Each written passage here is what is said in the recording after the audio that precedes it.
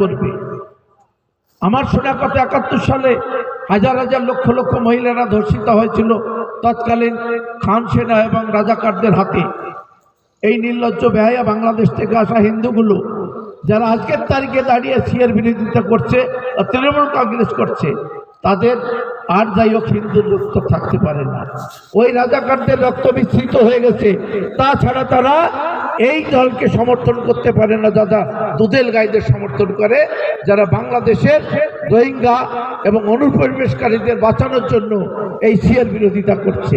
লজ্জা করা উচিত তাদেরকে, ঘৃণা করি তাদেরকে আমরা।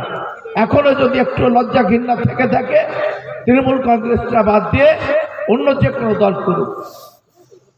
আমরা বলছি না বিজেপি করতে হবে, কিন্তু যে দল বাংলাদেশ থেকে আসা মানুষের সিএর বিরোধিতা করছে সেই দলটা করা যাবে না, একদম পরিষ্কার।